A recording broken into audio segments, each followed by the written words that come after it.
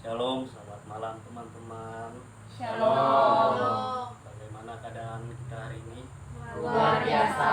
Syukur puji Tuhan, berarti Tuhan masih memberikan kita berkat yang berlimpah untuk kehidupan kita yang lebih lanjut lagi. Terima kasih atas napas kehidupan yang telah Tuhan berikan kepada kita. Sebelum kita masuk ke dalam ibadah kita lebih dalam lagi, alangkah baiknya kita menyanyi dalam bentuk pujian yang berjudul Satu Hal Yang Perindu.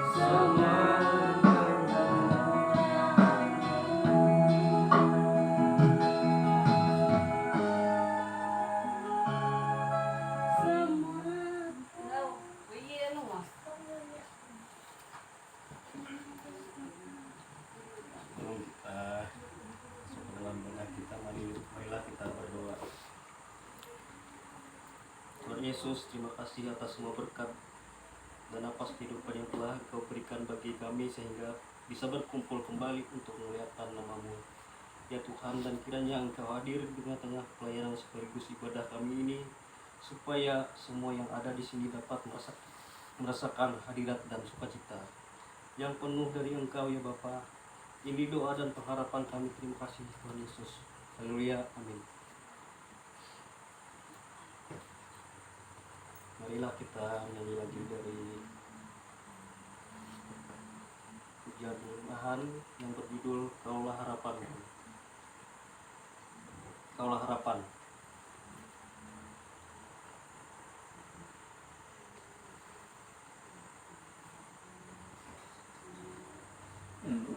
I've been going around the world and I've been looking for people. I believe what I see is critical.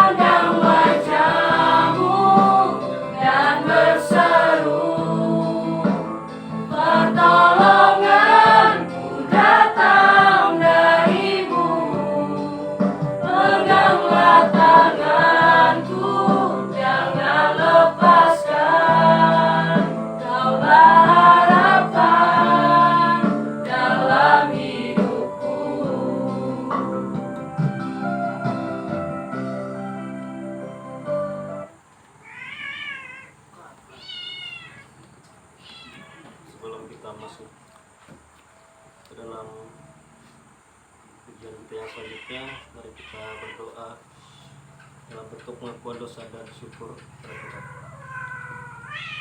Kami mengaku di hadapan-Mu ya Tuhan bahwa kami sering berbuat dosa terhadap Engkau, sesama kami dan seluruh ciptaan-Mu. Kami lupa berbelas kasihan terhadap sesama ciptaan-Mu yang ada di sekitar. Kami pun lalai dalam berdoa dan beribadah kepadamu. Di dalam pandemi COVID-19 ini yang tengah melanda untuk manusia, mengingatkan betapa lemah dan panahnya hidup kami. Ampunilah dosa, kuatkanlah dan teguhkanlah iman kami, serta berikanlah hikmat sehingga umat-Mu ini mampu menghadapi pandemi ini. Dan kami bersyukur karena kasih-Mu yang tidak ada batasnya ini telah memungkinkan dan melayakkan kami untuk berbakti dan kembali ke jalan-Mu ya Tuhan. Berkatilah seluruh umat-Mu di bumi ini. Jauhkanlah kami dari penyakit-penyakit dan godaan-godaan yang membawa kami ke dalam cobaan dan terjatuh ke dalam lubang hitam. Dan kiranya doa ini menjadi berkat bagi kehidupan kami. Terima kasih ya Tuhan Yesus, Juru Selamat. Kami berdoa dan mengucap syukur atas kasih setia-Mu. Amin. Mari kita menyanyikan sebuah pujian lagi dari yang berjudul Pribadi yang Mengenal Hatiku. Pribadi yang mengenal hatiku.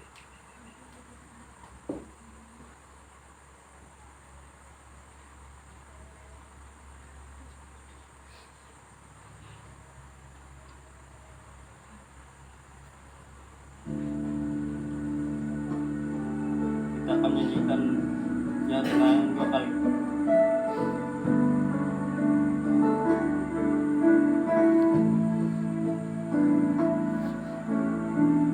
Diulang ya.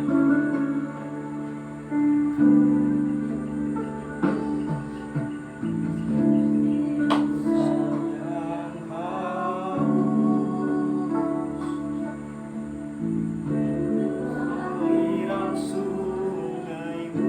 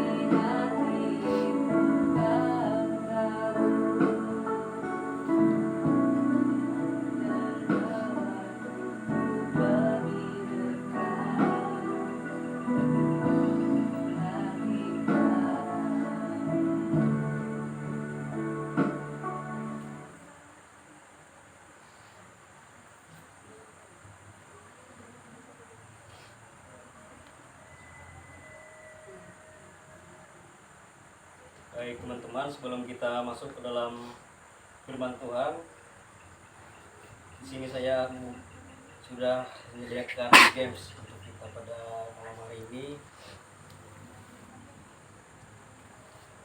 Gamesnya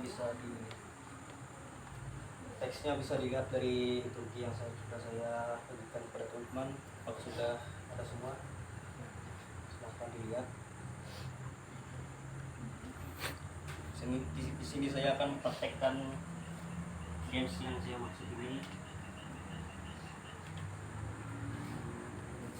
Gamesnya seperti ini ya.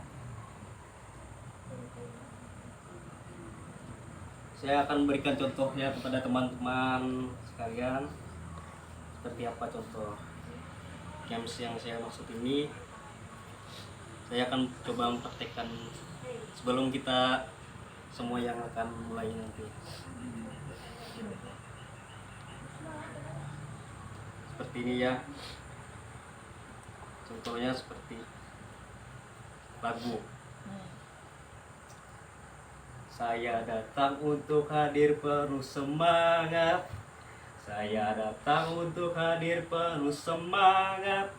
Saya datang untuk hadir untuk datang. Saya datang hadir untuk hadir penuh semangat. Gitu ya teman-teman. Kalau apakah teman-teman bisa mengerti dengan masih belum paham? Gini ya teman-teman, contoh ya, saya datang untuk hadir penuh semangat. Saya datang untuk hadir penuh semangat. Saya datang untuk hadir untuk datang. Saya datang untuk hadir penuh semangat. Gitu ya teman-teman. Kalau misalkan ada teman-teman yang salah mempraktekkan gaya ini, saya akan berikan salah satu hukuman bagi teman-teman. Saya akan menyuruh teman-teman menyanyi salah satu lagu rohani. Apakah teman-teman sekalian bersedia? Kita akan mulai dalam gamenya. Silakan teman-teman sekalian berdiri.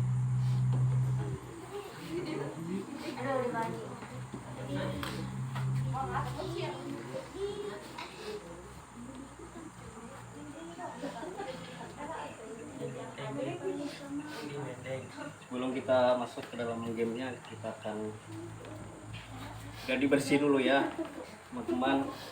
Kita akan mencoba untuk mempraktekkannya sebelum kita masuk ke dalam game. 1, 2, 3. Saya datang untuk hadir penuh semangat.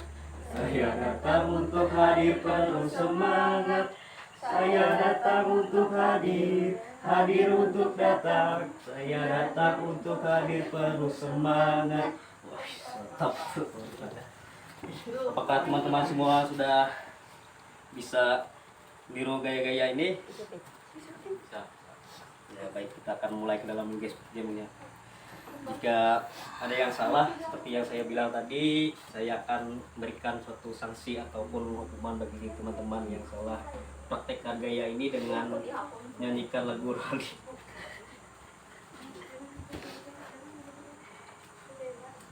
Baik teman-teman yang akan memulainya, saya akan lihat siapa yang salah nanti. Silakan. 1, 2, 3. Saya datang untuk hadir penuh semangat. Saya datang untuk hadir penuh semangat. Saya datang untuk hadir untuk datang. Saya hadir untuk hadir penuh semangat. Yalah aku lah.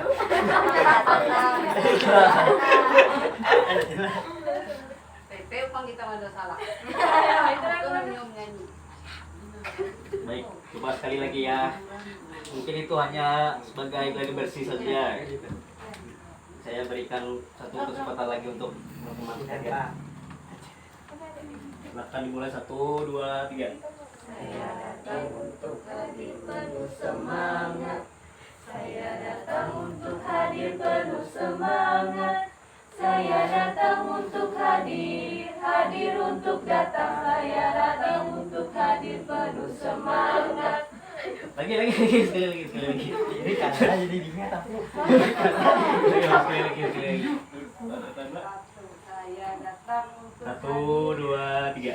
Saya datang untuk hadir penuh semangat. Saya datang untuk hadir penuh semangat. Saya datang untuk hadir untuk datang. Saya datang untuk hadir penuh semangat. Baik, terima Teo kasih. gitu. Iya, Terima kasih untuk teman-teman yang sudah bersedia masuk ke dalam games kita. Sepertinya tidak ada yang salah ya. Kalian sangat beruntung pada malam hari ini. Mari kita, sebelum kita masuk ke dalam firman Tuhan, mari kita berdoa. Tuhan Yesus, terima kasih atas ibadah yang telah kami siapkan pada hari ini. Engkau telah memberkati kami ya Tuhan, sehingga kami dapat datang pada malam hari ini, dapat melayani Engkau, dapat memberikan Engkau persembahan walaupun tidak sepenuhnya bisa berjalan dengan lancar. Ini hanya pembelajaran bagi kami ya Tuhan. Semoga dalam hari-hari yang selanjutnya kami bisa lebih baik lagi untuk melakukan pelayanan dan persembahan kepada Engkau ya Tuhan. Dan kami ingin masuk ke dalam firman-Mu ya Tuhan. Tolong Engkau sertailah hamba ini dan teman-teman supaya mereka dapat mendengarkan dan mengerti apa yang sudah dituliskan dalam kitab-Mu ya Tuhan. Dan hamba-Mu yang memberikan khotbah untuk teman-teman ini, Engkau berikanlah roh kebijaksanaan untuk hamba ini supaya hamba bisa memberikan bentuk khotbah yang telah Engkau siapkan dalam kitab-Mu. Terima kasih ya Tuhan Yesus. Kami berdoa dan mengucap syukur. Amin. Teman-teman silakan duduk.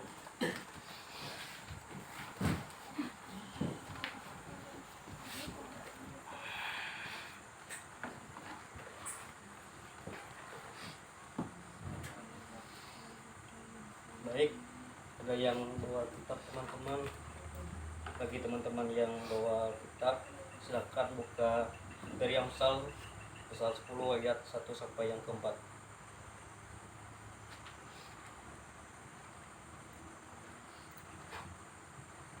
Amsal pasal 10 ayat 1 sampai yang keempat. Pasal 10 ayat 1 sampai yang keempat.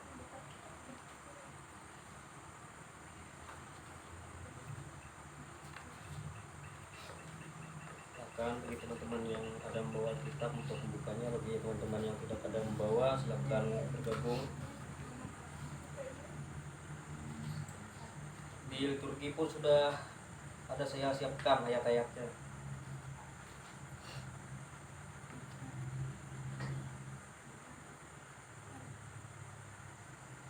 Sudah ketemu semuanya?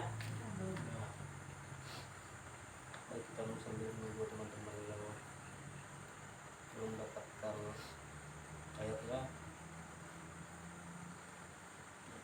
Di liturgi sudah ada juga.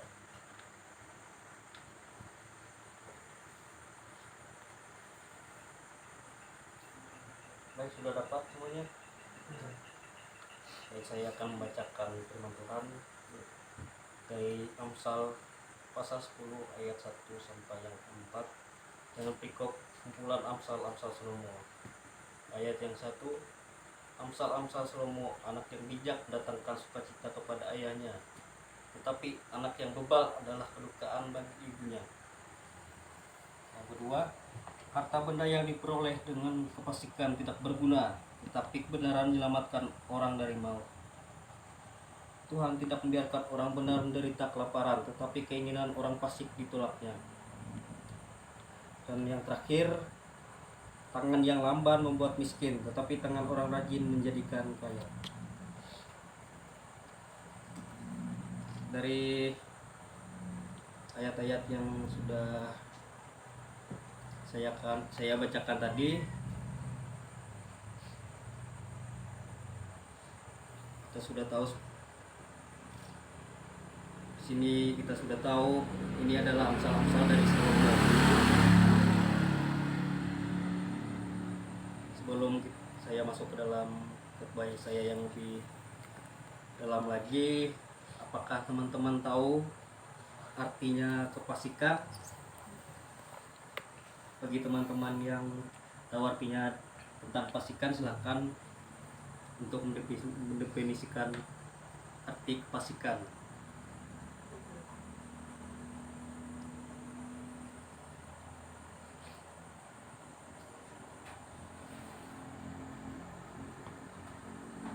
Karena khotbah saya pada malam hari ini tentang kefasikan, kefasikan dan kebenaran.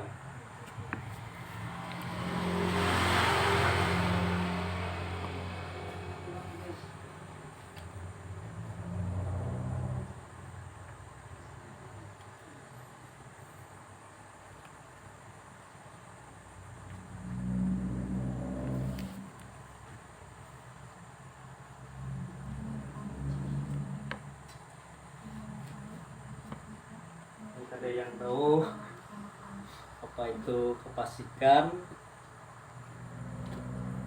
Kebenaran pasti teman-teman sudah tahu.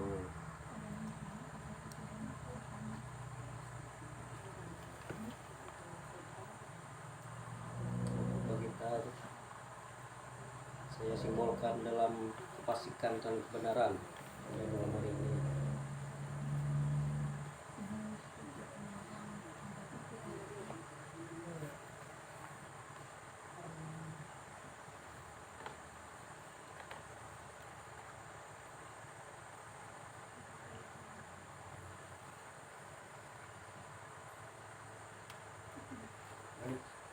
Jika ada teman-teman dari salah satu teman-teman yang sudah menemukan arti kefasikan, silakan dibaca. Jika sudah ada yang menemukan,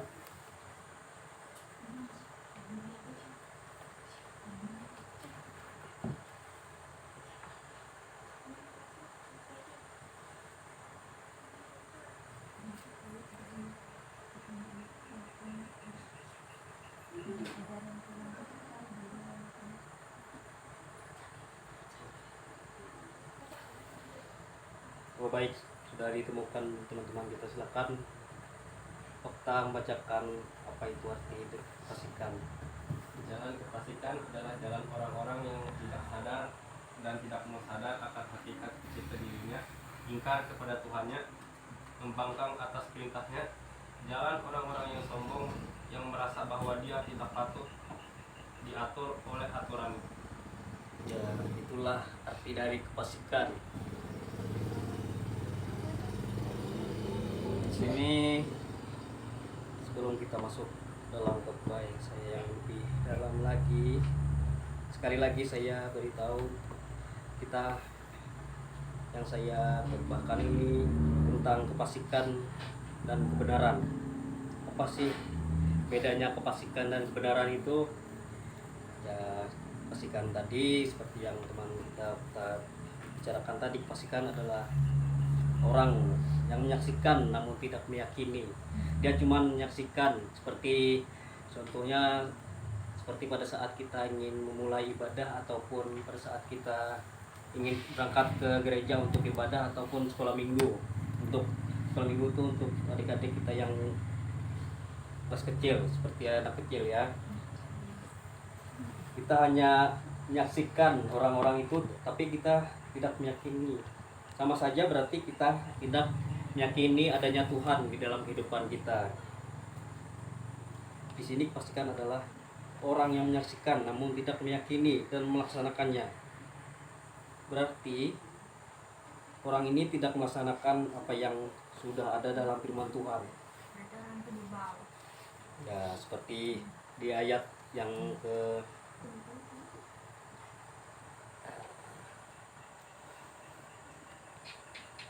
ayat yang satu tadi ya, anak-anak yang bebal itu akan membawa kedukaan bagi ibunya. Bagi ibunya itu seperti misalkan kita ingin melakukan sesuatu yang seperti kegiatan-kegiatan rohani ya, seperti pelayanan, seperti ingin berangkat ke tempat orang mati ataupun seperti tempat orang-orang ibadah seperti ibadah muda ataupun apa, itu kita hanya cuma menyaksikan, kita cuma melihat dia lewat saja, tetapi kita tidak mempunyai keinginan untuk beribadah di tempat tersebut. Itulah orang yang kefasikan. Tapi orang yang benar, dia akan menyaksikan sekaligus dia akan meyakini dan melaksanakan untuk mengikuti ibadah dalam kedukaan atau apapun itu. Dia tidak memandang apapun, dia tidak memandang tempatnya, apakah tempat orang yang mengalami kedukaan itu rumahnya jelek atau bagus, dia tidak memandang, ataupun rasa malasnya itu membuat dia hanya menyaksikan orang-orang, tapi dia tidak melaksanakannya. Dan kemudian harta benda ini juga menyangkut tentang kefasikan. Seperti di ayat yang kedua, harta benda yang diperoleh dengan kefasikan tidak berguna. Berarti harta benda dunia ini tidak berguna sama sekali dalam kehidupan kita. Karena tujuan hidup kita, apakah teman-teman tahu tujuan hidup kalian? Dari masing-masing teman, dari masing-masing kalian ini, apakah kalian sudah tahu tujuan hidup kalian? Tujuan hidup kalian itu untuk apa sih? Untuk melayani Tuhan.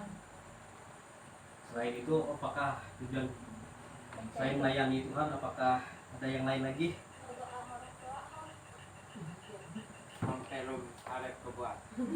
Mencari Tuhan. Ya, tentunya hidup kita ini, tujuan hidup kita ini adalah untuk melayani Tuhan. Membahagiakan orang tua. Kalau membahagiakan orang tua itu cuman Bonus. itu harta-harta duniawi, ya seperti ya itu bisa disebut dengan bonus dari Tuhan. Tapi tujuan utama kita untuk melayani Tuhan. Seperti kita bekerja itu, misalkan kita bekerja di kantor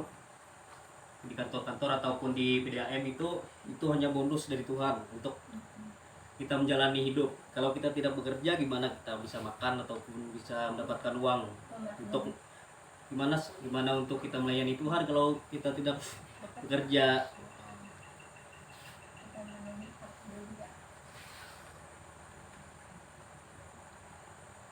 Dan di ayat yang ketiga, Tuhan tidak membiarkan orang benar menderita kelaparan. Nah, di sini makanya saya mengambil kefasikan dan kebenaran sebagai tema khotbah saya pada malam hari ini, karena di ayat ini sangat menarik menurut saya untuk kehidupan kita, kehidupan yang pada saat ini kita hadapi.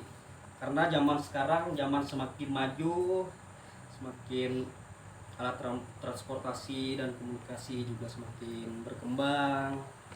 Ya, dari yang dulunya belum mempunyai alat teknologi, sekarang sudah berkembang pesat seperti handphone. Dan di sekolah pun dulu, misalkan di SMA ataupun SMP, kalau zaman kami dulu masih belum memakai komputer ataupun memakai laptop untuk belajar ataupun beraktivitas dalam pembelajaran. Kalau sekarang kebanyakan seperti di daerah Pelangkaraya sana sudah menggunakan komputer untuk belajar. Itu masing-masing siswa sudah memakai komputer untuk mereka belajar. Makanya sekarang sangat dimudahkan. Tapi yang membuat kita itu tidak berdaya ataupun membuat kita tidak mampu atau buat kita pikiran itu adalah zaman pandemi ini. Penyakit pandemi ini disebut zaman, bukan musim. Kalau musim itu seperti musim hujan, itu kan ya musim buah, seperti musim panas, musim kemarau, itu kan musim. Kalau ini zaman, karena penyakit pandemi ini datangnya kita tidak tahu, entah 20 tahun ke depannya akan datang lagi atau gimana, kita tidak tahu. Kalau musim itu kan sekarang musim hujan kita bisa tahu, kita bisa memprediksi dari awan itu mendung atau tidak, kita bisa memprediksi apa itu disebut musim. Kalau zaman itu berbeda lagi. Tentu pada zaman sekarang kita sulit mencari uang untuk biaya kita hidup karena penyakit pandemi ini. Ya yang pastinya ini menyadarkan kita untuk lebih dekat lagi kepada Tuhan, karena di mana tempat penyakit ini datang, disitulah tempat orang-orang yang berdosa itu banyak.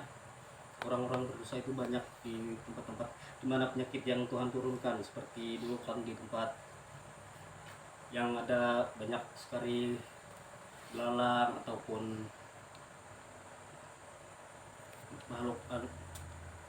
makhluk yang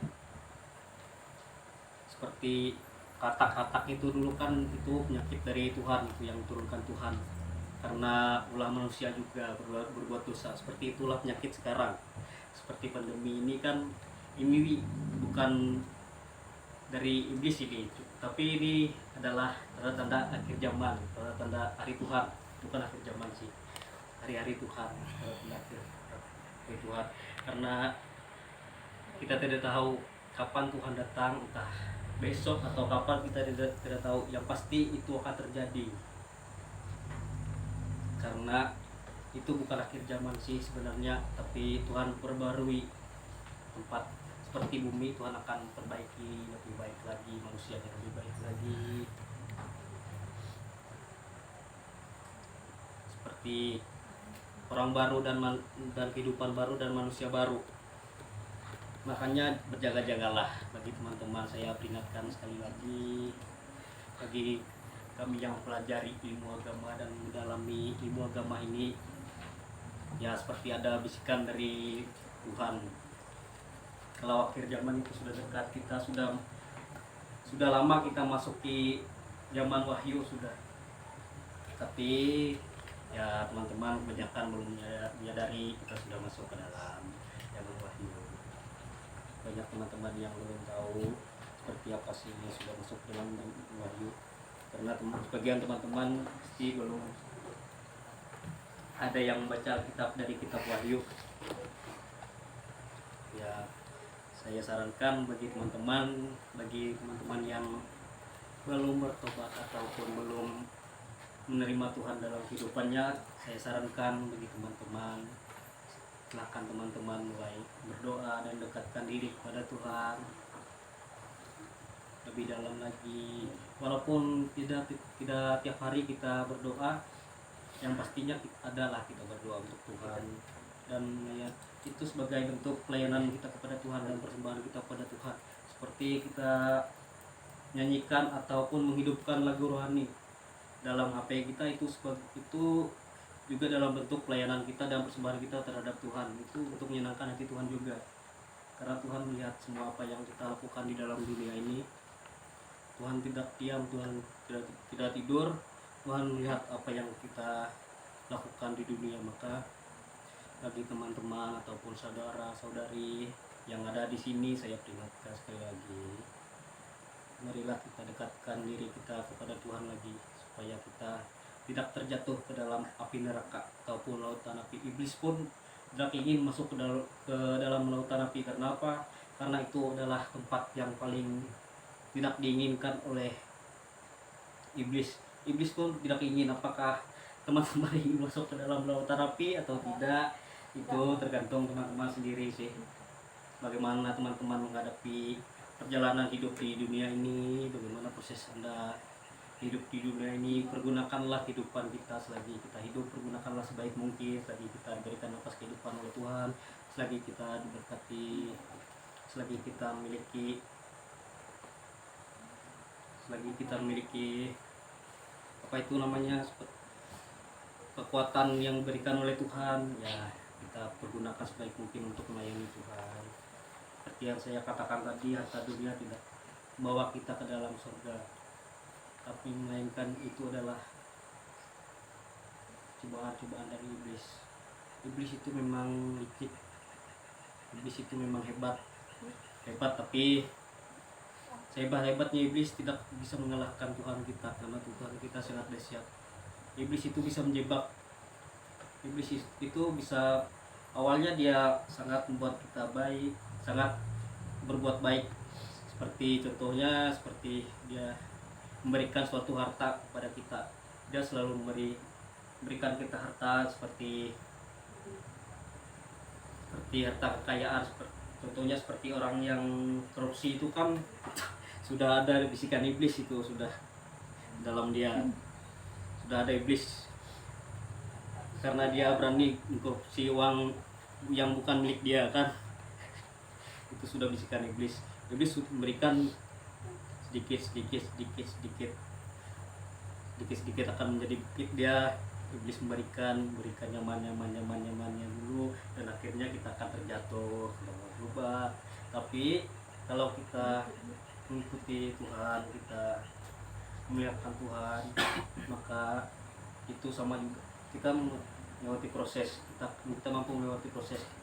Harta kekayaan kita itu melewati proses dari yang kecil, itu lama-lama akan menjadi bukit. Tapi Tuhan tidak mengambil itu dari kita selagi kita memuliakan Tuhan. Kalau iblis itu kita dikit lama-lama akan menjadi bukit, maka dia akan mengambil dan dia akan menjerumuskan kita ke dalam neraka. Itulah kekuatan iblis, sangat dahsyat juga. Tapi yang lebih dahsyat lagi kekuatan Tuhan kita. Karena Tuhan itu maha pengasih dan maha penyayang. Dan ayat yang keempat dan termasuk dalam ayat yang terakhir, tangan yang lambat membuat miskin, tapi tangan orang rajin menjadikan kaya. Seperti yang saya katakan tadi, orang yang lamban ini seperti apa sih menurut teman-teman?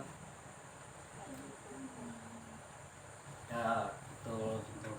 Hewan itu seperti sikut itu sangat lamban kalau berjalan, lambat sekali, 1 detik berjalan. Tapi kalau definisi berjalan untuk manusia, definisi lamban, tangan yang lamban itu untuk manusia itu seperti apa sih contohnya? Ya, malasan. Ya, ada yang lain lagi, malas, kadian. Itu kadian itu bahasa kita, bahasa Eropa, bahasa kita orang Dayak ya. Tangan yang lamban itu, ya betul kata teman-teman tadi, tangan yang lamban itu adalah orang yang pemalas, orang yang tidak ingin maju, orang yang hanya berdiam diri saja melihat orang lain maju.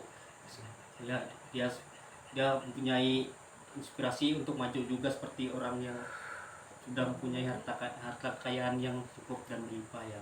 Kita orang miskin, kita orang yang belum punya apa-apa, kita ingin mempunyai harta kekayaan seperti dia, tapi kita hanya berdiam diri saja, malas-malasan, tidur tiap hari, makan, mandi, tidur, nonton HP, nonton TikTok, ya itulah, ya main game. Itulah zaman sekarang itu membuat kita malas. Tapi kita mempunyai keinginan untuk seperti orang yang mempunyai kekayaan itu. Tapi kita terus malas-malasan. Gimana sih bisa kita mendapatkan harta itu kalau kita terus malas-malasan?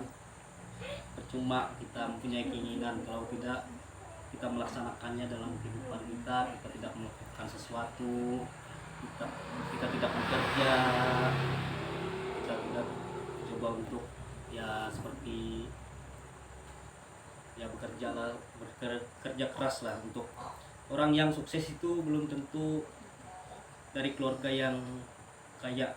Orang dari keluarga orang yang biasa-biasa saja juga bisa sukses. Karena apa? Karena dia rajin, karena dia taat akan perintah Tuhan. Ya percuma kalau dia rajin, kalau dia tidak taat dengan perintah Tuhan, itu sama saja. Kita itu selain kita rajin, kita harus taat kepada Tuhan supaya harta yang ada pada kita tidak diambil oleh Tuhan kembali. Contohnya seperti kemarin saya sempat bekerja di Walakurun ataupun di Kabupaten Gunung Mas itu, di Tewah itu saya sempat bekerja menjadi seorang pengantar gas. Nah, itu pertama-tama bosnya itu orangnya seperti orang yang baik, orang yang bijaksana, orang yang katakan Tuhan, seperti ya kalau pendapat saya awal-awal. Dan tahu-taunya pada hari-hari yang selanjutnya, hari seterusnya, perubahan terjadi dan kelakuan orang itu kelihatan kelakuan yang aslinya. Berarti itu adalah tipu muslihat iblis. Itulah cara iblis bekerja dalam kehidupan. Iblis memberikan kebaikan pada awal dan pada akhirnya ternyata bukan seperti itu. Saya bekerja pada dia, saya bekerja dengan tulus dan sepenuh hati. Yang apa yang sudah saya dapatkan dari gas itu saya jual gas itu, saya dapatkan uangnya, saya kembalikan, saya tidak mengambil sepeser pun dari dia. Itulah kejujuran saya. Tetapi ya malah sebaliknya, saya sambil membantu karena itu adalah kakak sepupu saya, ya malah sebaliknya dia memberikan air tuba pada saya memberikan air susu pada dia memberikan air tuba pada saya. Dan sekarang bisnisnya hancur karena dia sempat itu bekerja bukan bekerja sih, itu mempunyai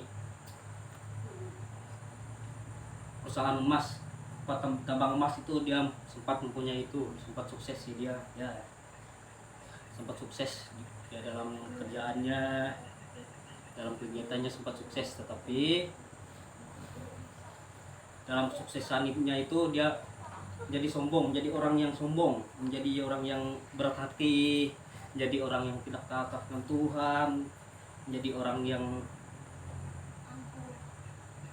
ya seperti orang yang fasik tadi, orang yang menyaksikan tapi tidak melaksanakan. Sebenarnya itu sudah, harta itu sudah Tuhan berikan kepada dia untuk menyayangi Tuhan, tetapi malah sebaliknya.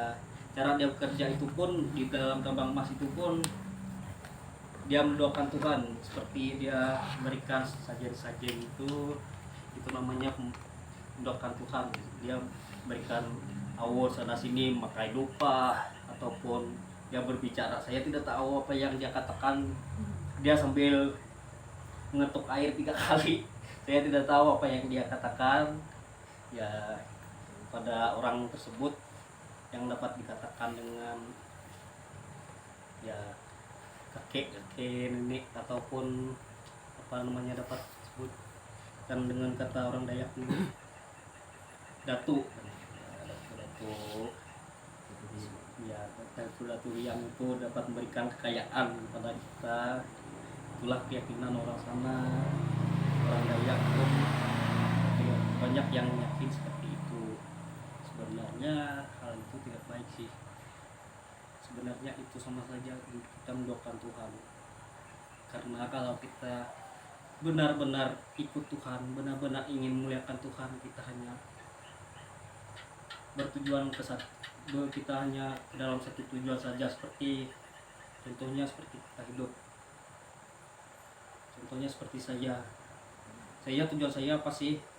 Tujuan saya ya pastinya jadi guru agama. Kalau sesuai dengan prodi saya, sesuai dengan jurusan saya tujuannya sebagai guru agama, bukannya malah nyeleweng ke jadi pegawai bank ataupun apa. Sudah nyeleweng jauh. Berarti kalau kita ingin hidup ini, kita harus mempunyai satu tujuan yang memuliakan Allah lah.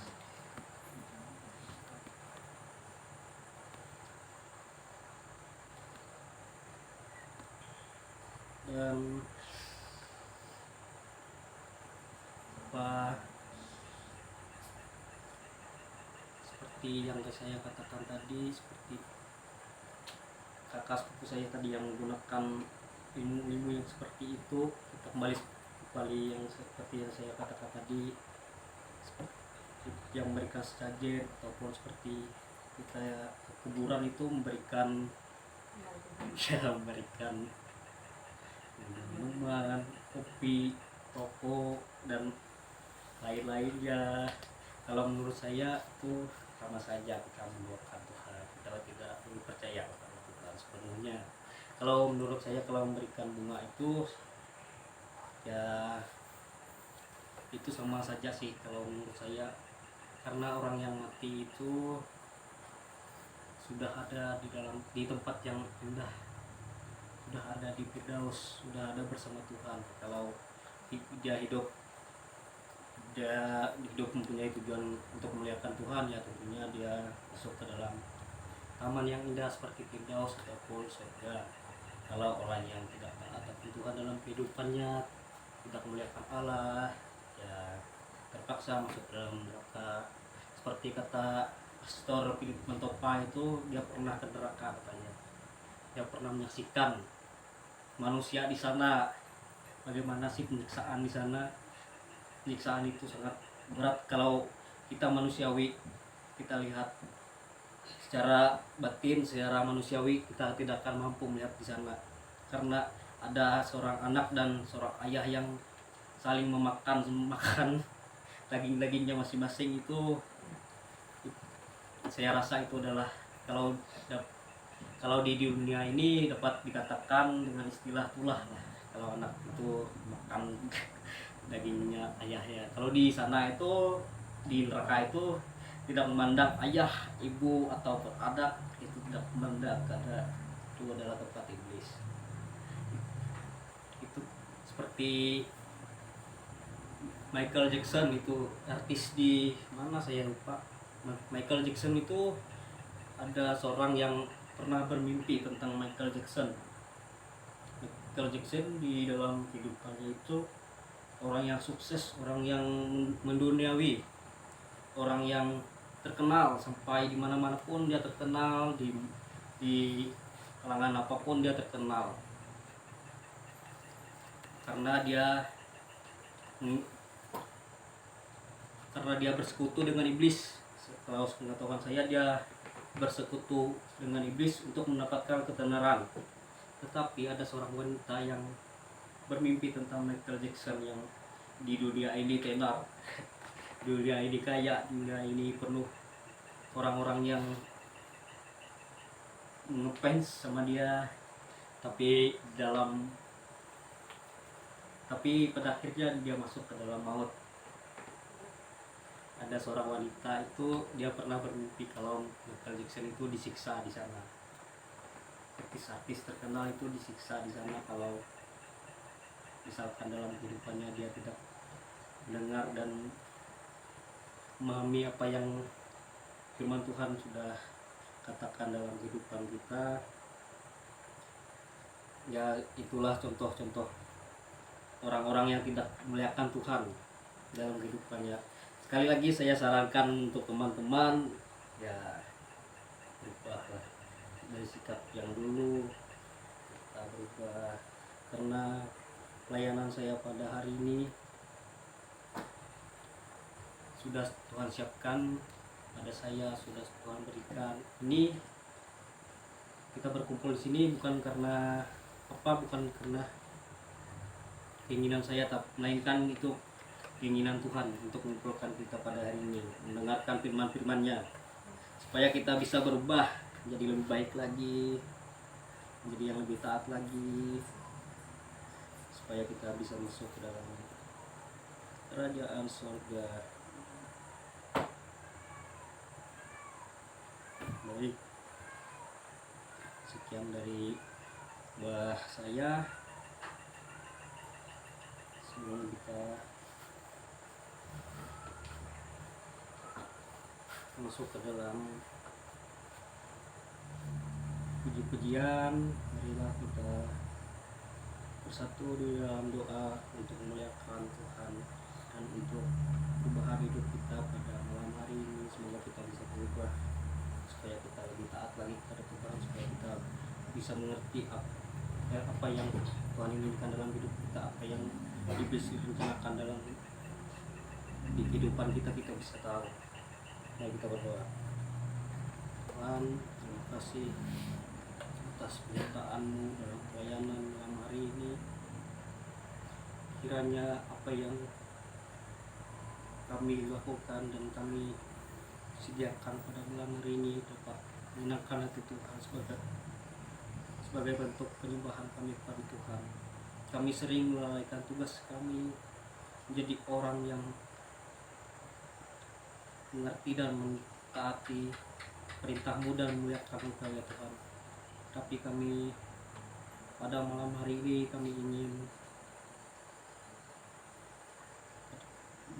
kami ingin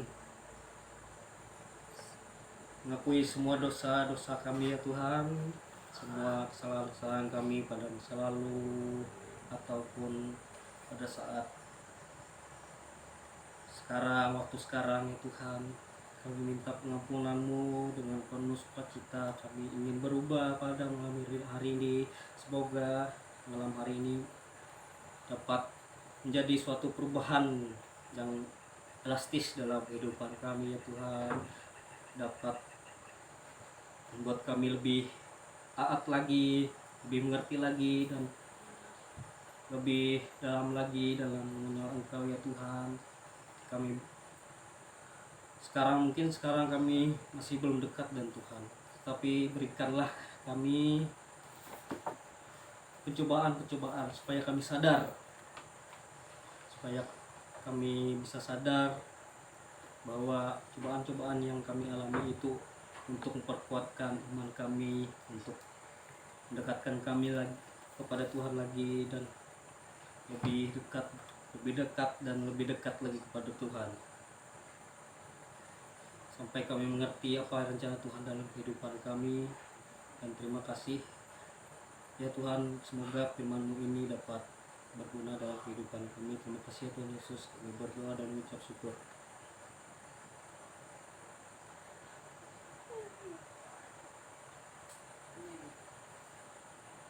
Amin.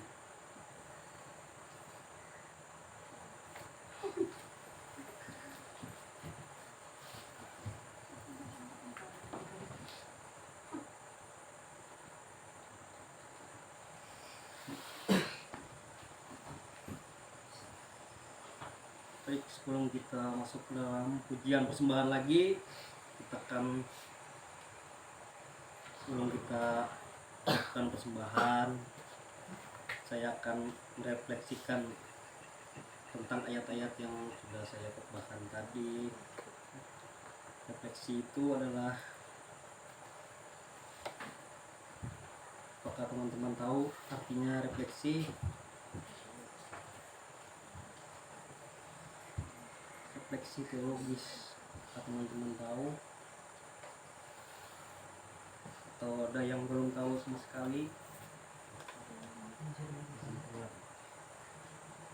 Oke, maaf, saya mau nanya, apakah teman-teman di sini sudah ada yang mau SMA atau sudah berkuliah?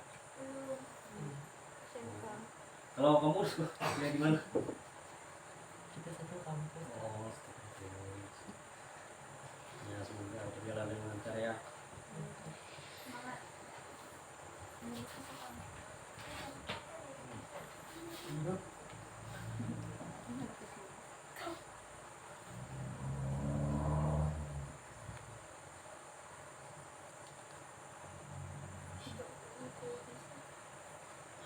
Saya akan merefleksikan dari ayat-ayat yang sudah saya khotbahkan tadi.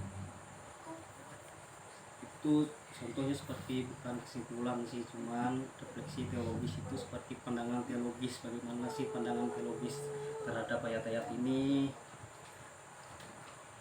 Ya, pandangan teologis terhadap ayat-ayat ini adalah orang benar menjadi kaya karena kerja keras, sedangkan tidak berakal budi dan kemalasan orang bebal menyebabkan kelaparan, kemiskinan, dan rasa malu. Itulah refleksi pandangan teologis terhadap manusia zaman sekarang.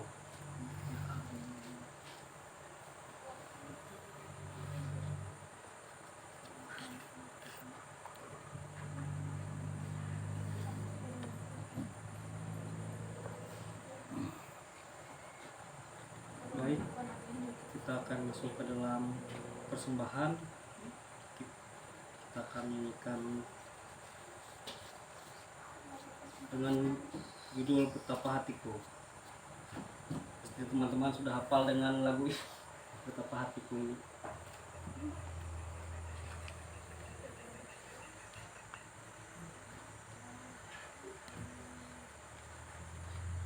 Mari kita nyanyi satu.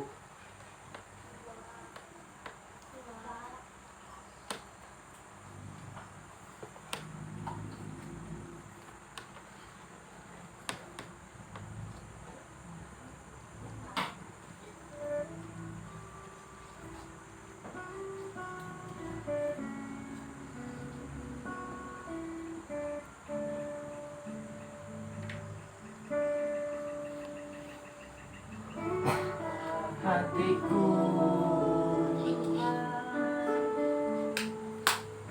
berterima kasih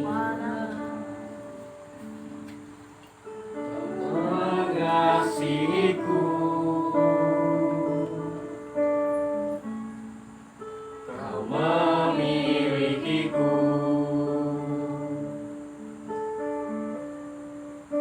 Hanya ini Tuhan persembahanku, segenap hidupku, jiwa dan ragaku, sebab tak ku miliki harta kekayaan yang cukup berarti untuk ku persembahkan.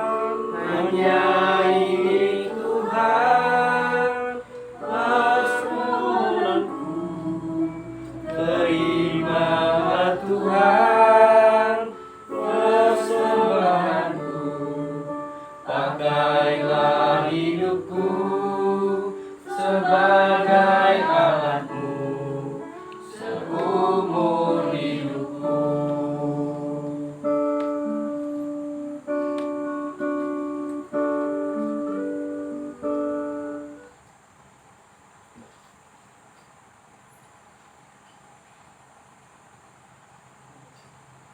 Mari kita berdoa untuk menutupi ibadah kita pada malam hari ini,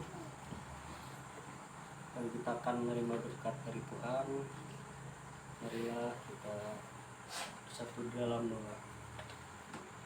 Dan terima kasih Kau telah mengumpulkan kami di tempat ini untuk melakukan persembahan kepada Engkau ya Tuhan.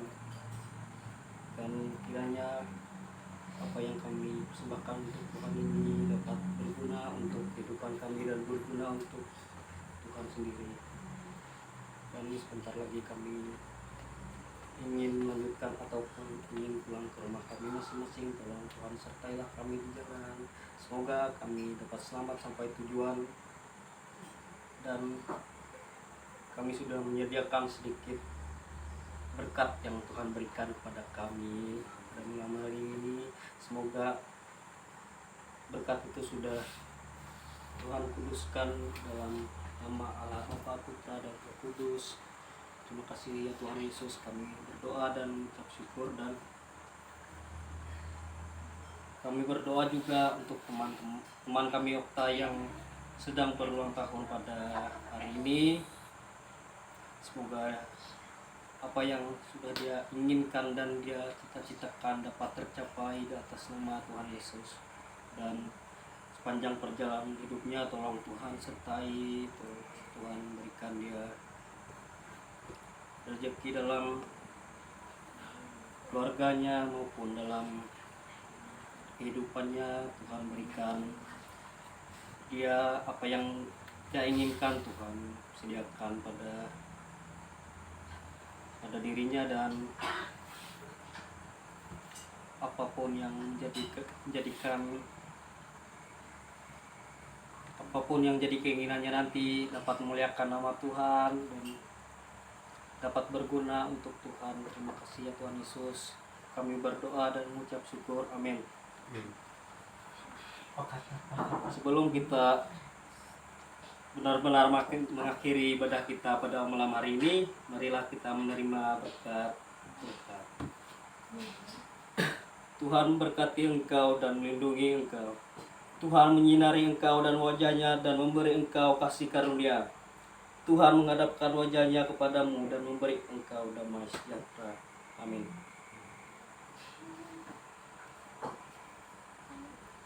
Terima kasih.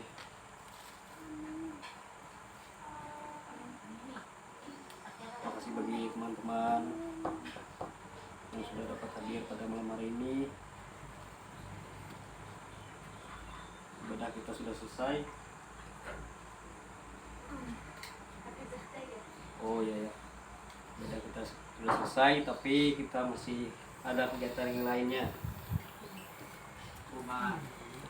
Kegiatan kita ya tentunya kita bernyanyi untuk teman kita yang sedang berulang tahun. 1, 2, 3. Selamat ulang tahun kami ucapkan. Selamat panjang umur kita akan doakan. Selamat sejahtera, sehat sentosa. Selamat panjang umur dan bahagia. Panjang umurnya, panjang umurnya, panjang umurnya di dalam Tuhan, di dalam Tuhan, di dalam Tuhan. Tiup lilinnya, tiup lilinnya, tiup lilinnya sekarang juga, sekarang juga, sekarang juga. Silakan bagi kita untuk berdoa apa yang menjadi keinginan dan harapannya dapat tercapai. Silakan berdoa dari masing.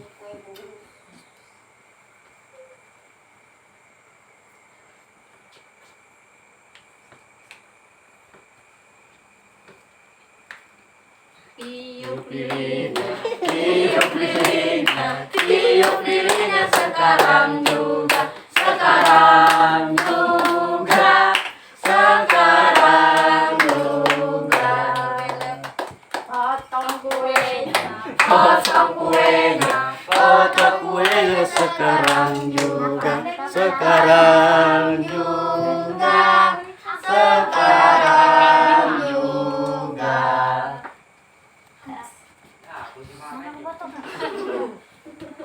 bagi kuenya, Bagi kuenya, bagi kuenya sekarang juga, sekarang juga, sekarang juga.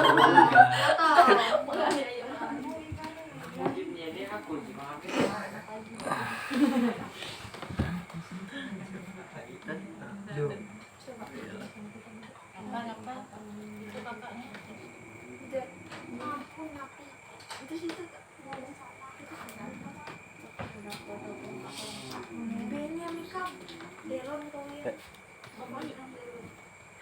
Makan kuenya.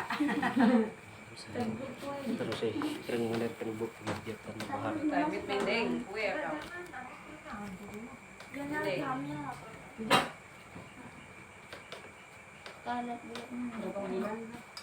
Cerita pendeng. Suap kuenya, suap kuenya, suap kuenya sekarang juga, sekarang juga. Sekarang Selamat ulang tahun Kak. Iya, kembali. enggak Tahu kadang enggak. Ketahuan, ya. Semua pacar. Dia aku tadi enggak keluar ya anu. Jatuh ada ya. Apa sih kamu? Nanti kalau ada orang mau bagi kuenya, aku lari.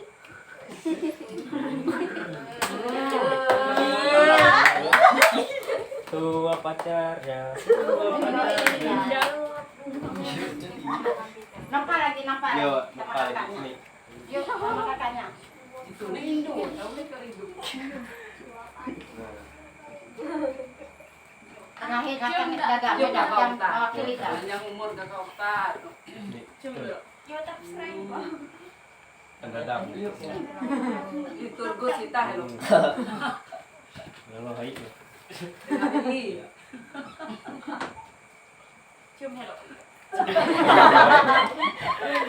Selamat ulang tahun, semoga Tuhan Yesus berkati dalam kehidupanmu. Amin. Bagi ini. Akhirnya doa makan.